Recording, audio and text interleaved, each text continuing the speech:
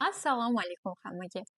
Birinchi videoyimdan deyarli 2 oy o'tib, men yana qaytdim va bu safar mana bunday bir emas, ikkita go'zallik qutilari bilan qaytdim. Birinchi videoyimda ko'rgan bo'lsangiz, sizlar bilan mana bunday Allure Beauty Box go'zallik qutisini birga распаковка qilgan edik. Bu safar esa unga yangi Ipsy brendidan mana bunday Boxy Charm Beauty Box, ya'ni go'zallik qutisi qo'shildi.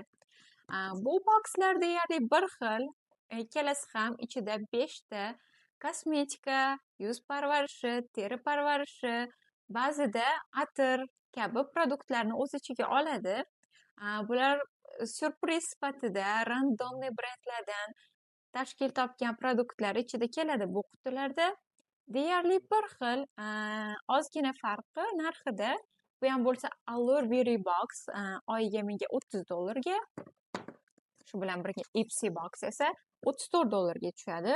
Ikkalasi ham abonementlik asosida har oy avtomatik tarzda to'lov yechirib olinib, eshigimgacha yetkazib beriladi. Ikkalasi ham deyarli bir xil narxda bo'lgani uchun qaysi bir box xarid qilishga arziydi. Mana shuni taqqoslagan holda ikkalasini birdaniga ochmoqchiman bugun sizlar bilan. Demak, qaysi biridan boshlasam ekan? Bu safar Ipsy boxini birinchi ochishga qaror qildim. Ko'rinishiga ham ahamiyat beradigan bo'lsak, Allure Beauty Boxga qaraganda Ipsy yorqin, mana bunday glyansovoy korobkada keldi va anchagina katta. Buni qutisi ochamiz. Va bu Ipsy qutisini ichidan ko'rinishi.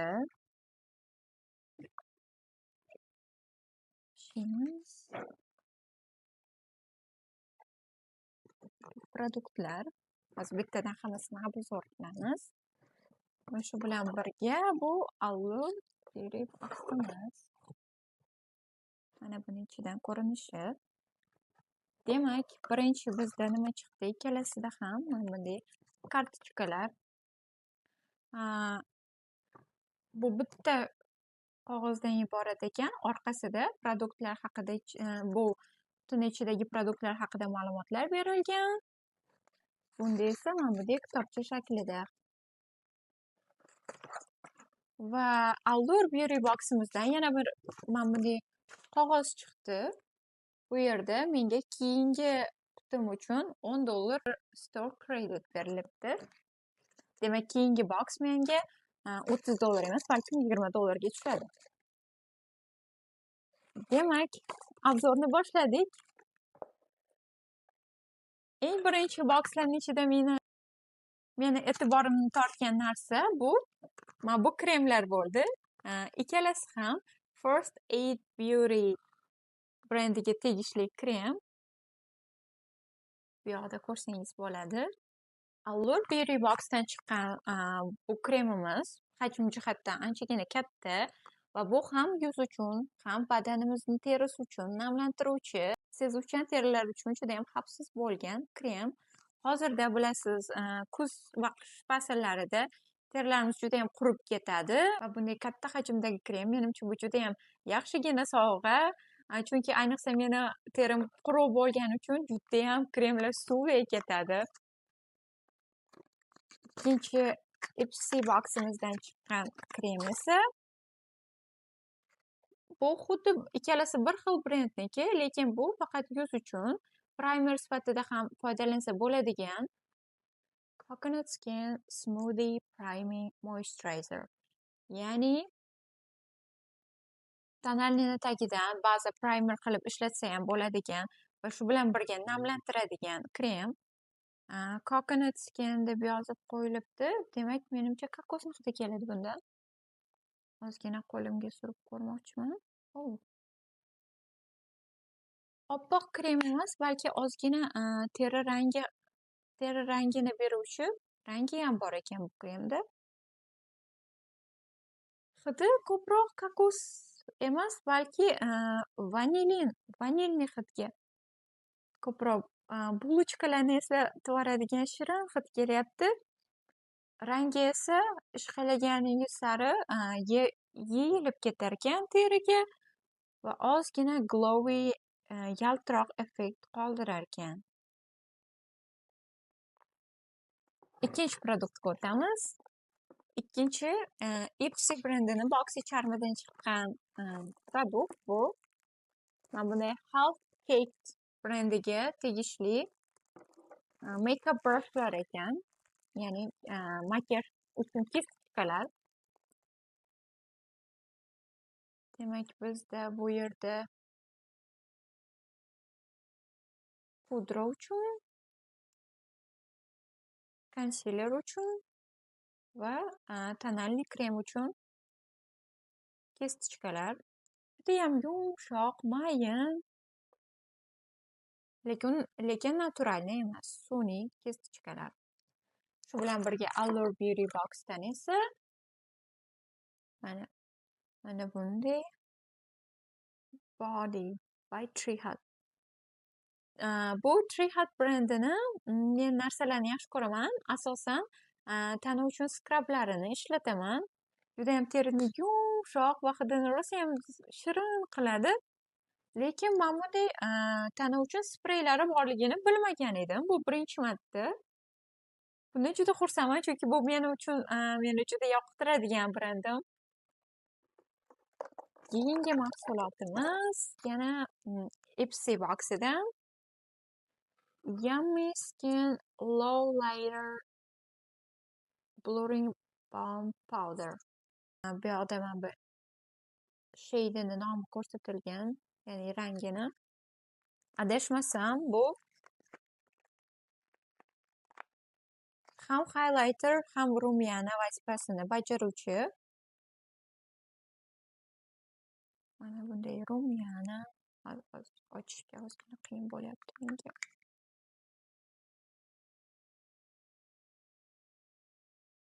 Qo'limga ozgina swatch qilib ko'rsataman. Mana rangi. Oson blend bo'ladi, yumshoq teksturaga ega. Ham highlighterga o'xshab yaltirab, ham rumyana vazifasini bajaradigan, bunday pushti rang beradigan highlighterimiz ekan. Shu bilan birga Allure Beauty Box'dan esa 24 Hour Brow Setter. Bu Benefit brendiga tegishli qosh uchun gel. Agar birinchi videomni ko'rgan bo'lsangiz, Allure Beauty'dan oldingi safar ham bu Benefit brendiga tegishli yuz uchun primer chiqqan edi. Judayam mashhur brend, ayniqsa amerikanlar orasida judayam mashhur. Mana bunday silikon shotochkali va eng yaxshi qulay taraflaridan bittasi bu clear ekan, ya'ni rangi yo'q. Bunda bu Benefitning qosh uchun gelidan to'g'risini aytsam bir marta olganman. Chunki menda internetda judayam ko'p reklamalar chiqqan, judayam maqtashgan, revyulari zo'r bo'lgan, qiziqib olib ko'rganman, lekin u rangli bo'lgan va rangi meni qoshimga tushmagan. Umuman boshqacha rang kelgan. Bu safar mana bunday rangsiz bo'lib kelganidan judayam xursandman. Endi mazza qilib ishlata olaman bu gelni. Shu bilan birga Ipsy Box'ida ham xuddi shunga o'xshash qosh uchun gel chiqdi. Faqat bu boshqa Lava brendiga tegishli. To'g'risini aytaman, bu brendni oldin eshitmaganman. Mana bunday ko'rinishda.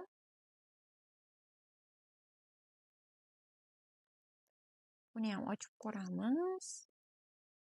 Bu ham rangsiz, clear ekan va buni shotkasi mana bunday ko'proq tushlarni shotkasiga o'xshaydi.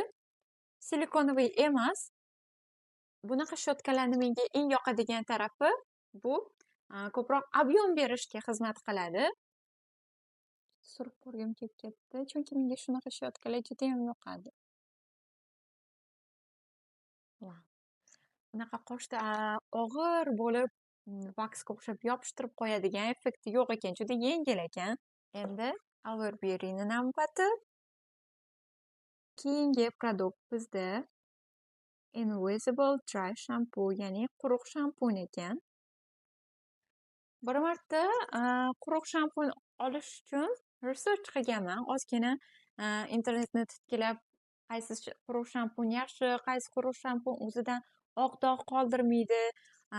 Va bu brendni quruq shampunlariga esa judayam o'tisi bilan yaxshi edi. Qimmat bo'lgani uchun ololmagandim. To'g'risi, to'g'ri bu yoqda mini varianti.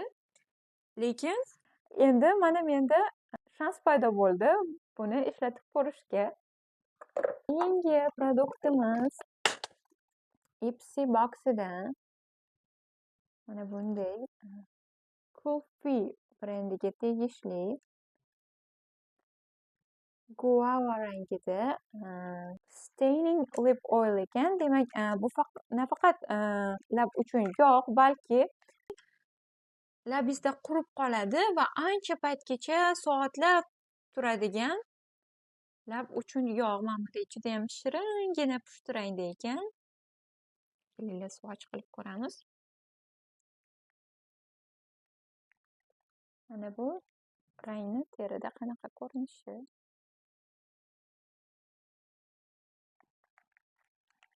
To'g'risini aytsam, qish uchun ham judayam mos rang ekan, chunki qishda ko'proq shunaqa холодный tonlardan foydalanib makiyaj qilamiz.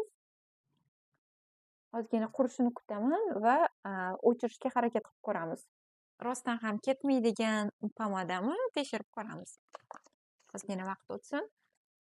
Endi Allure Beauty'ga navbat. Va bizda mana bunday shiringina oq qutida Blossom Essentials brendiga tegishli Hydration Repair Honey Lip Balm. Namlantiruvchi asalli lab uchun balsam. Ochaman deb korobkasini buzib qo'ydim. Vau, buni qaranglar, shiringina.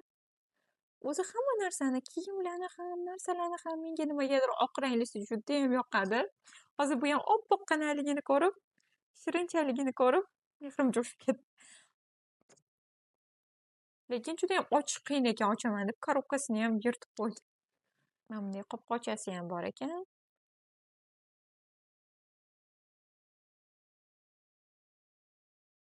Hidi boya kokosovый deb yozilgan kremdan vanilin hidi kelayotgandi. Endi bu asalli balzamimizdan esa kokosni hidi kelyapti. Kokosni hidini beruvchi vaselinga o'xshash mana bunday lab uchun balzam ekan. Demak, keyingi produkt bizda bu Ipsy boxning oxirgi produkti. Va bu ham bo'lsa Makeup Eyeshadow Palette. Ko'z uchun tenlar ekan. Ochib qaramiz. Ko'rinishi judayam chiroyli, kulli.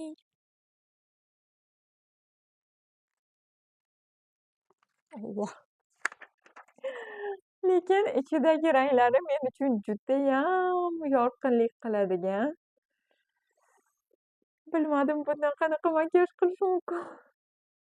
Judayam chiroyli, lekin va shu bilan birga unaqa har kun ishlatishga mos bo'lmagan ranglardan tashkil topgan ekan. Bu makeup paletkamiz. Bu bokslarni yaxshi tarafi birinchi o'rinda $30-34 atrofida tursa ham, lekin ichida $150-200 teng qiymatda bo'lgan produktlar chiqadi ichidan. Lekin yomon taraflari bir-ikkita mana shunaqa bizga to'g'ri kelmaydigan, uncha yoqmagan brendlarmi yoki ranglar shunaqa bir-ikkita produktlar ham chiqib qolishi mumkin. Va bu menimcha normal deb o'ylayman. Chunki qolgan 4 ta produkt o'sha pulini qoplab bo'lgan. Uzr ko'rsatmasdan o'sha ochib qo'yibman.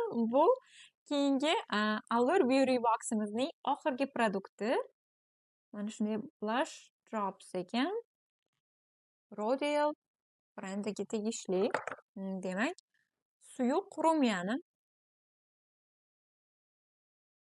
Nafaqat rumyana, balki bundayam yaltiroq haylayterga o'xshash xususiyati ham bor ekan. Ya'ni bir vaqtni o'zida ham rumyana va ham haylayter surgandek yuzingizga rang va yaltiroqlik beradi. Ozgina qo'limga surdim. Judayam yaltiroq ekan. Rumyanadan ham ko'ra ko'proq bronzer va haylayterga o'xshab ketyapti rangidan. Chunki iliq rangda ekan, oranjiviy.